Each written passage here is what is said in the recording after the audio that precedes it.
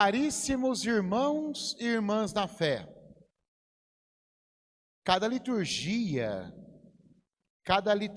da palavra da Santa Missa, de cada Santa Missa, nos leva à reflexão. Tem algumas liturgias que nos levam além da reflexão. É o caso de hoje. Eu preparando a liturgia de hoje, essa homilia, porque a gente tem que preparar, pegar, ler, e preparar. Eu fiquei pensando na última frase da primeira leitura. Mais ou menos 3.000 pessoas se uniram a eles. A eles quem? Aos apóstolos. Vejam, o discurso de Pedro é um discurso contundente, que fala do seu próprio testemunho. O discurso de Pedro é tão eloquente que faz com que as pessoas reflitam. E o que a gente pode fazer então? Perguntou para Pedro. Sejam batizados e se convertam. Comecem a aderir a Cristo. E aí, qual que foi o pensamento meu? Por que hoje, mesmo a palavra sendo a mesma, muitos não querem ouvir essa palavra? Será que é o poder de eloquência dos padres, dos pastores, que não está levando à conversão das pessoas? Não. É o próprio tempo, a própria dinâmica do tempo, que faz com que as pessoas não tenham mais esse receio, esse temor de Deus. Quantas e quantas pessoas poderiam estar conosco, unidos a nós? Ali a primeira leitura foi clara, 3.000 pessoas uniram-se a eles. Vejam, ele não fala 3.000 pessoas foram batizadas, não. 3.000 pessoas se uniram. O que significa se unir? Se unir significa o quê? Estar em comum união. O que é uma comunhão? Comunidade. Por que hoje, portanto, muitas pessoas não aderem a essa palavra? Não tem aquela alegria de abraçar essa causa. Ao contrário, muitas pessoas hoje em dia até debocham da nossa fé. Debocham da nossa fé. Para quem você vai na missa? Para quem você vai atrás do homem de saia? Homem de saia, como se fosse saia. Imagina, você vai por causa da palavra, você vai por causa da Eucaristia. E aí, minha gente, existe uma explicação. Existe uma explicação hoje.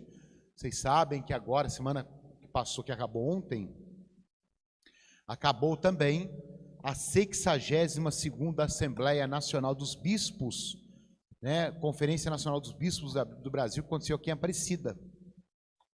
E os bispos lançaram uma carta, um documento, falando da preocupação dos mesmos, do modo geral, em relação, minha gente, a um certo comodismo das pessoas em relação à participação ativa na comunidade.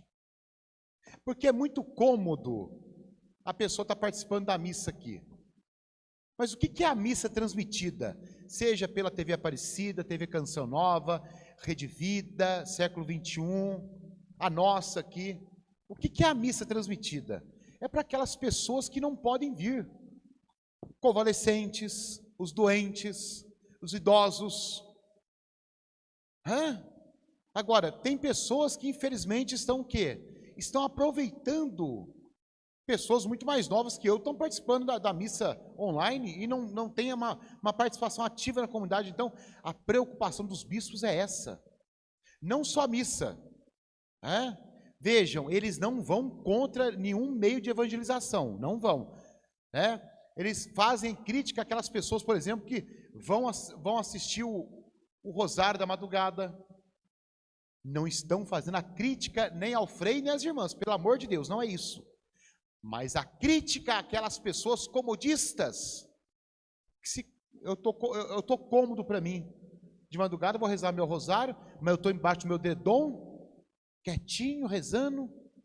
Ou quando é a hora da missa, eu ponho os 2 champão 44 para cima, pego um balde de pipoca, um copão de guaraná, vou comendo pipoca, tomando guaraná e assistindo a missa. Essa é a crítica. No tempo da pandemia, sim, foi válido, muito válido.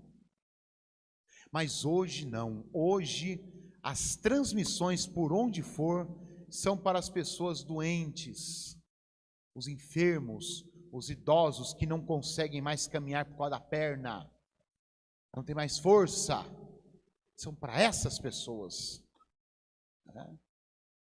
Por isso que a palavra muitas vezes, essa mesma palavra que Pedro fala que converteu muitos, hoje não consegue converter. A levar as pessoas para quê? A viver uma vida de comunidade. Nem sempre a vida de comunidade é fácil. Não é fácil. Porque eu faço parte de um grupo, de uma pastoral de movimento, eu quero que a minha ideia seja colocada em prática. Do outro não interessa a ideia. Não é fácil a vida de comunidade, não. Mas é isso que Jesus nos convida, para vivermos em comunidade, comunhão. Por isso que todos nós somos o quê? Ovelhas. Ovelhas de um mesmo quê? Redil, de um mesmo lugar. E é interessante porque o Evangelho fala para nós o quê? As ovelhas escutam a minha voz, elas me conhecem. Não sei se vocês já foram em roça, zona rural. Eu fiquei quase 9 anos em Areias, que é zona rural. Eu ia naquelas fazendas, naquele sítio, naqueles mangueiros lá. Gosto daquilo, né? E aí o dono dos animais, ele só fazia assim, ó. O bicho vinha. Se eu fizesse, ele não vem. Interessantíssimo isso. Mesma coisa é essa alusão da ovelha, que nós deveríamos conhecer a voz do verdadeiro pastor, que é Cristo. Padre, como vamos reconhecer a voz do pastor? É a sua palavra. Cada palavra meditada, ouvida, colocada no coração, ali passamos a ouvir a palavra do bom pastor. E não vamos seguir outra pessoa a não ser Cristo. Por isso que agora é uma crítica minha, eu gosto do padre fulano, eu gosto do frei cicrano, você tem que amar e adorar Jesus Cristo. O frei, o padre, a irmã é apenas um instrumento para levar Cristo para nós. Cristo é o único sentido nosso de sermos cristãos. Por isso que ele mesmo vai dizer para nós, eu sou a porta. Ele fala claramente isso para nós. Portanto, se eu, você, nós somos ovelhas, para procurarmos a salvação, devemos passar por essa porta. Mas não é a porta física, é o próprio Cristo Jesus na nossa vida. Quando eu terminei o curso de teologia, geralmente uma faculdade a gente faz o TCC. Só que na faculdade de teologia a gente faz o chamado De Universa. O que é De Universa? Ali contempla todas as matérias da teologia, as dogmáticas e as sistemáticas. E cada trabalho tem que ter um tema. O tema do meu trabalho na faculdade de teologia foi sobre soteriologia. O que é soteriologia? Vocês sabem ou não? A palavra soter vem do grego, salvação. Então o tema da minha De Universo foi assim: a salvação de Deus como uma incondicional ação do seu amor por nós. O amor de Deus é uma incondicional ação do mesmo por nós. Ele nunca vai deixar de nos amar. Mesmo a pessoa fazendo a estripulia que for, matando, roubando, Deus nunca vai deixar de nos amar. Nunca. Por isso o bonito da salvação é isso. Portanto, ele é a porta de entrada. Não tem por onde passar. É passar por essa porta.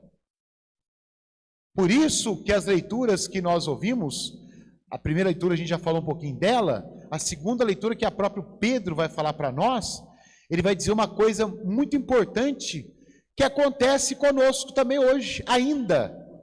Vejam só, ele vai dizer para nós o seguinte, logo no comecinho da leitura: se suportais com paciência aquilo que sofreis, por ter feito bem, isto vos torna agradáveis diante de Deus. Olha que interessante. Pedro está falando aqui para quem? Para fariseus, para escribas que se converteram ao cristianismo. Então eles passaram a fazer esse bem, e eles foram taxados, criticados por isso. Mesma coisa a gente, não é diferente da gente não. Se suportamos com paciência aquilo que sofremos por termos feito bem, muitas vezes quando a gente faz o bem, a gente é taxado também, é criticado, é taxado. E quando a gente faz o bem para a pessoa e a pessoa age com ingratidão? É aquele velho ditado: fizemos o 99, não fez o 100, não está bom. É mais ou menos isso. Mas Pedro vai falar para a sua comunidade: olha, se nós suportamos isso tudo com paciência, principalmente eu coloco aqui, minha gente, para quem vive a vida matrimonial, o casado. Não é fácil o casado, não. Não é fácil. Ali você tem que ter um jogo de cintura muito grande. Porque tem dia que um está bem, o outro não está. Esse está bem, o outro já não está. Por isso que ele fala aqui da paciência, suportar com paciência esse bem.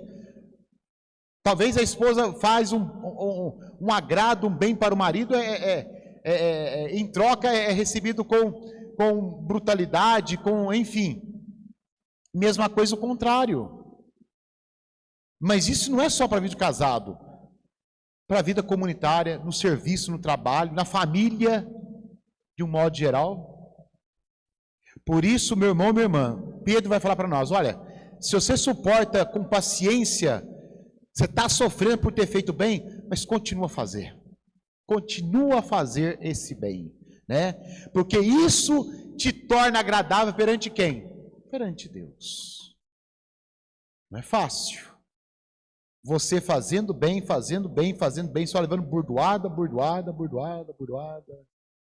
Não é fácil, não. Mas ele dá o exemplo para nós. Cristo Jesus fez a mesma coisa. Olha lá, também Cristo sofreu por vós, deixando-vos um exemplo, a fim de que sigais os seus passos. Portanto, meu irmão, minha irmã, que possamos seguir os passos de nosso Senhor, que possamos sempre estar pedindo para Ele: Senhor, eu sou tua ovelha. Muitas vezes, como diz a própria carta de São Pedro, na segunda leitura, no finalzinho, muitas vezes eu ando desgarrado. Às vezes a gente é ovelha rebelde, às vezes somos sim. Em algum momento da nossa vida, a gente se tornou meio rebelde.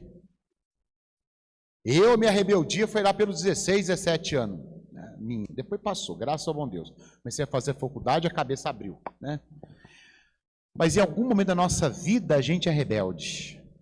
Em todos os sentidos. É rebelde também espiritualmente falando. Né? A gente é rebelde.